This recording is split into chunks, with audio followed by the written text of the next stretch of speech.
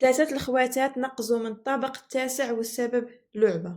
في غازي آباد في الهند 3 الخواتات داروا حد لحياتهم بطريقة مأساوية، والسبب هو الهوس المرضي بالثقافة الكورية. هاد الهوس تحول غسيل دماغ استمر لمدة 3 سنين. نيشيكا 16 عام وبراتشي 14 عام والأخت الصغيرة باكي 12 عام.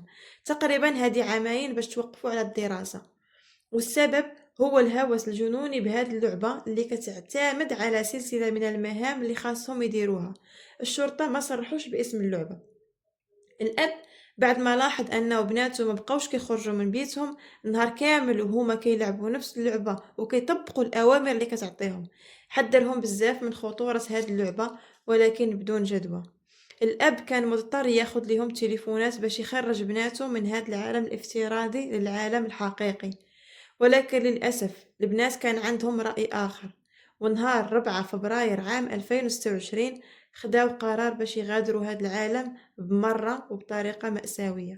وقبل ما ينفذوا هذه الكارثة خلوا رسالة من 8 صفحات موجهة للأب وضحوا فيها التعلق الشديد بالألعاب الإلكترونية والهوس بالثقافة الكورية والرغبة ديالهم للسفر لكوريا.